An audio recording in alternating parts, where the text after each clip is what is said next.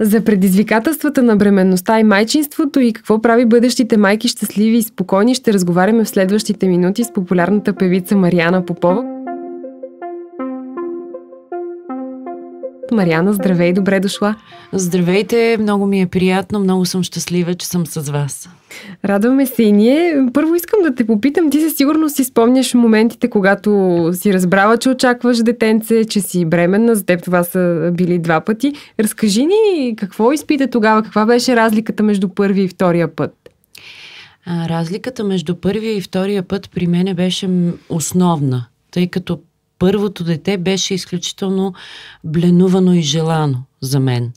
Не казвам, че не е така с втората бременност, но там по-скоро вече бях наясно с това какво ме чака, какво предстои да се случи и колкото е позитивно и едно от най-красивите истински неща, които ти се случват, толкова е и тежко за родителя. И самата бременност, аз се надявах да е по-лека от първата, но тя беше също толкова тежка. И така надеждата ми за лека бременност изчезна веднага. След което едно раждане на дете, отговорността, тичането, всичките задължения. С това нещо бях наясно и бях една идея малко по-дръпната и сърдита за това, че съм бременна. Но пък си казах, то сега ми е времето. Няма кога по-натам да раждам второ, така че Екатерина е факт и разбира се, тичането по нея също е факт. Да, има го това нещо, за което може би много малко дами си дават сметка преди да се появи бебето, но ти така си споделяла така в публичното пространство, че се здобиваш с второто си детенце на една възраст от около 40 години, което всъщност и сега е тенденция за много жени да отлагат раждането на по-късна възраст. И всъщност си казвала, че си имала притеснения по време на тази бременност. Какви бяха те всъщност? Можеш ли да споделиш с нас какво те тревожеше? Разбира се, че когато си на 40 те тревожат много неща, особено когато ще ставаш майка. Ясно е за всички, че младия организъм е млад организъм. Ясно е за всички, че на 40 организма не работи по начина, по който е работил на 30. Имах сериозни притеснения, но съм много благодарна на лекарите, на докторите, които се занимаваха с мен и ме посъветваха да направя поредица от изследвания, за да съм спокойна, да съм сигурна, че всичко е наред. И в момента, в който ги направих, се успокоих, че в мен расте едно прекрасно здраво дете. Всъщност, като си говорим за изследвания, знаеш, че така при много дами в тази възраст съществуват определени рискове. Ти си споделяла, че си правила така доста популярните неинвазивни пренатални тестове, които всъщност не крият никакви рискове за детето и за майката. Кажи ни как ти всъщност се спря на това решение, защо го направи и как ти се отрази на цялата бременност след това, защото наистина една жена да знае, че бременността е рискована само заради възрастта и със сигурност е огромен стрес. Разбира се, факт. Всичко това е, как да кажа, първо е редно човек от чиста обща култура и от възпитание да си дава сметка за това кога забременява и как забременява. Момента, в който аз седнах и поговорих с доктор Чалманов и обсъдихме моите притеснения, той каза: Мариана, аз имам решение за теб, трябва да си много спокойна. Другото, което държа да кажа в скоби, преди да кажем за основното изследване, което направих, е, че на една такава възраст един човек би следвало да е постигнал финансовото ниво, за да може да направи всичко. Да може да си позволи да си купи в буквалния смисъл на думата сигурност и спокойствие, защото в никакъв случай не е едно ефтино изследване. Но за сметка на това е за мен лично задължително. Особено в рисковата възраст.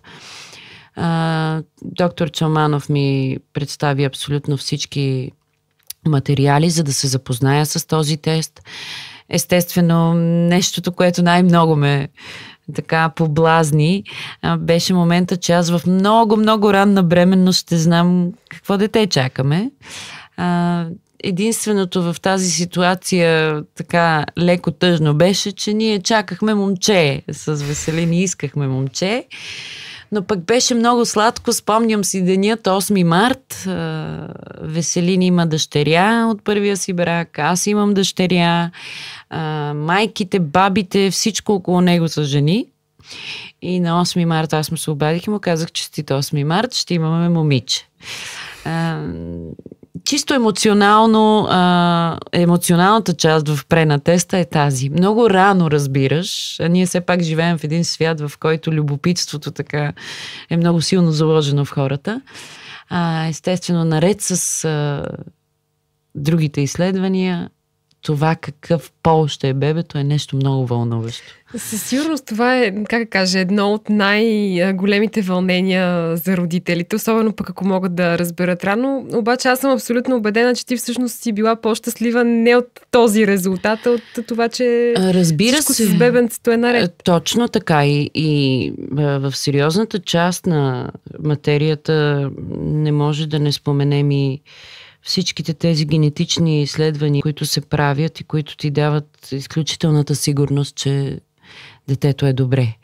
Това е много хубаво и ти дават и възможността, ако нещо не е наред, да вземеш мерки на време.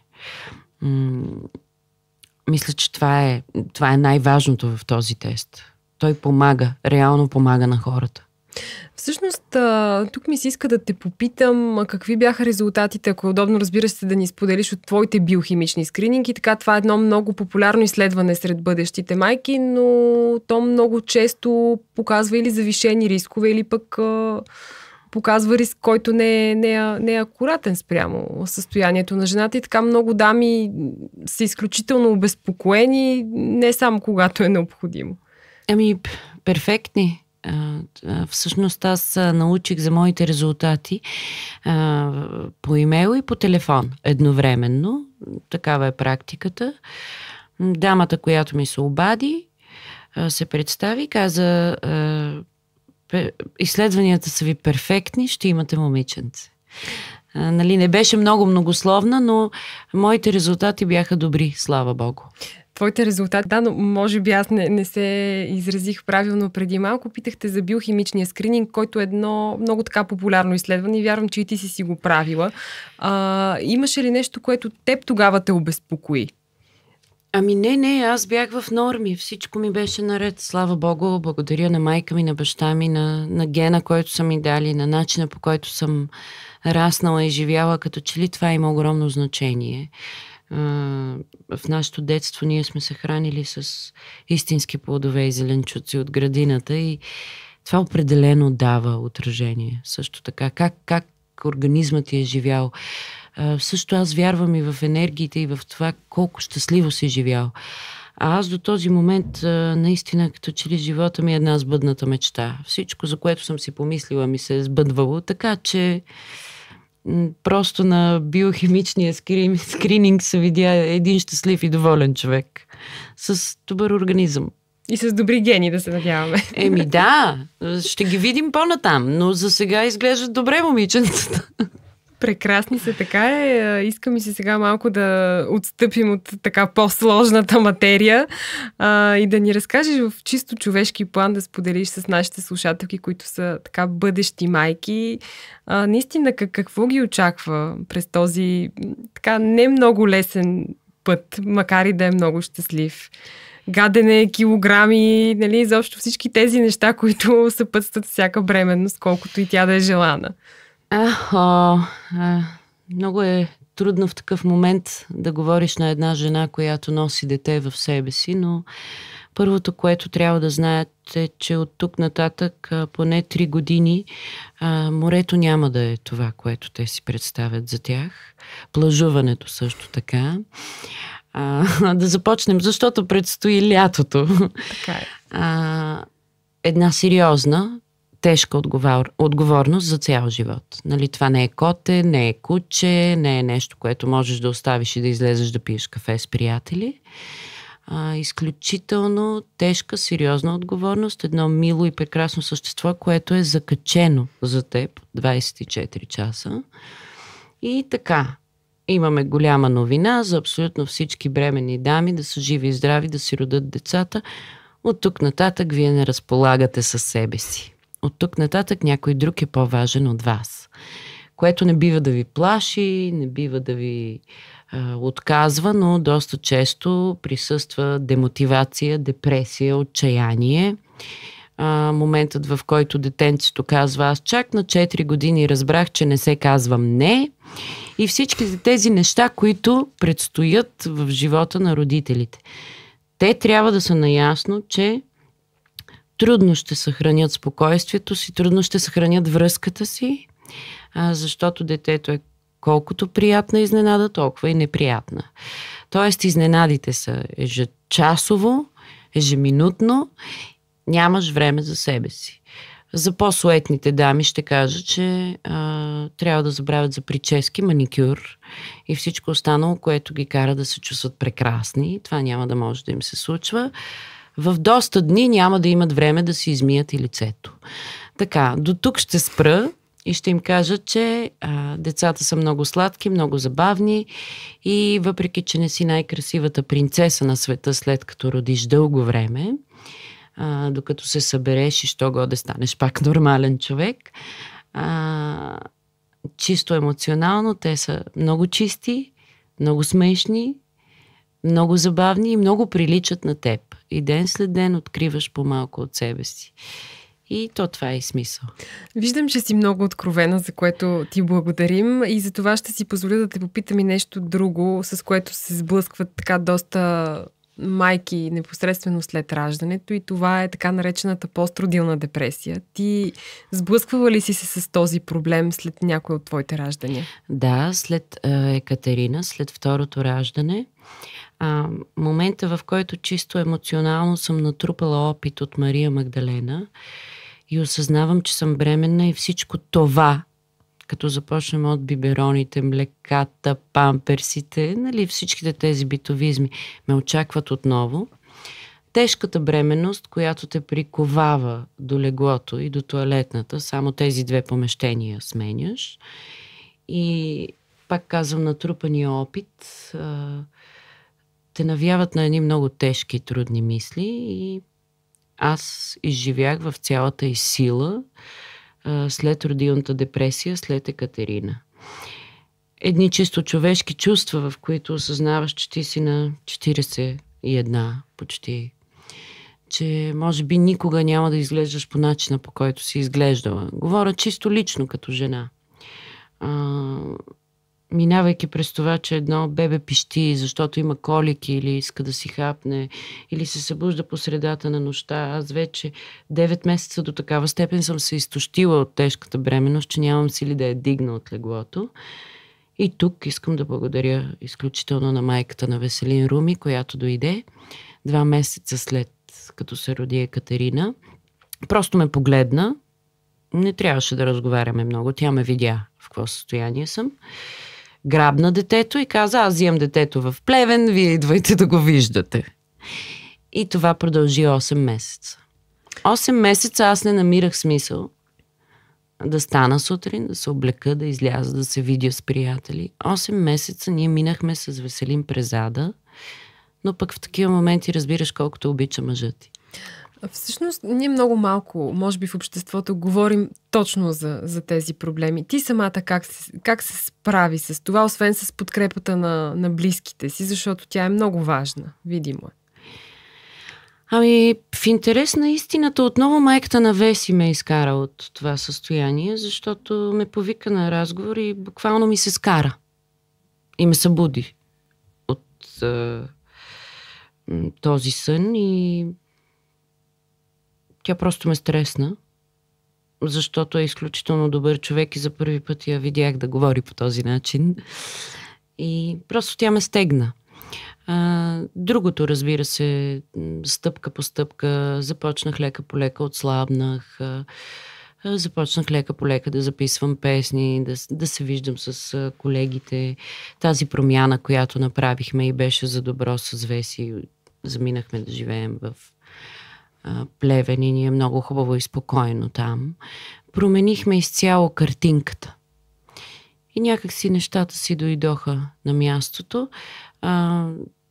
Най-вероятно Веси ще ми се разсърди. Той е тук с нас в момента, но в 8-я месец си позволих да взема един кокер спаньол. Кучето много ми помага. И до ден днешен. Защото аз не си спомням така дълъг период в живота ми, без да имам животно до себе си. И така, приятелите, но така силният фактор в историята Екатерина Веселин Плачкова е Руми. Руми, майката на Веси, която и ме спаси от депресията и ме изкара от нея после. Една истинска майка. Остави ме да се депресирам, след което ми каза, айде стига вече с тази депресия, стягай се. За да завършим наистина положително, въпреки че това, което ти ни сподели за тази така прекрасна дама е достатъчно наистина положително и предизвиква добри емоции. Какъв съвет би дала на всички майки, които искат така да дадат най-доброто на детето си, стараят се да бъдат перфектни? Всъщност, кое е най-доброто, което можем да дадем на детето си? Ти имаш ли отговор на този въпрос? Да, разбира се, веднага конкретен. Свобода. Приятелство. И да се опитваме да сме на техния акъл. В очите на децата си да не сме строгия, педантичен, старателен родител, който, видиш ли, е родил златното яйце и неговото дете е най-важното. Нали, тези неща ме изкарват извън нерви. Детето трябва да се чувства свободно, трябва да чувства, че има семейство, че има гръб зад себе си и че в лицето на родителите си има приятели, на които може да каже всичко. И това го казвам и в контекста на скоро някой някъде ме попита в интернет, не се ли страхуваш за голямото си дете, ето сега били изнасилили някакво момиченце и така нататък. Аз винаги съм казвала, здравата семейна среда, мястото, на което трябва да се прибереш вкъщи и трябва да имаш силата и спокойствието, че можеш да седнеш и да кажеш всичко на мама и на тати. Аз съм живяла по този начин. И винаги съм казвала, че моите родители до ден днешен, баща ми почина, бях много малка, но майка ми е на линия, тя е моя приятел. В този смисъл тя не ми е майка. И баща ми не ми беше баща. Те ми бяха приятели. Смятам, че това е формулата. И остави детето да тича свободно, остави го да си щупи носа, да си го обели, колената. Това е част от живота. Така се учат. Да се надяваме, че ще има и повече дечица и повече такива здрави семейства, за които ти говориш. Много ти благодаря за тази прекрасна среща. Беше ми много драго да се чуем. Надявам се и на тези, които също ще ни слушат. И аз ви благодаря и ви желая успех и дано наистина вземат много насериозно тази тема, особено големите момичета, така ще ги нареча.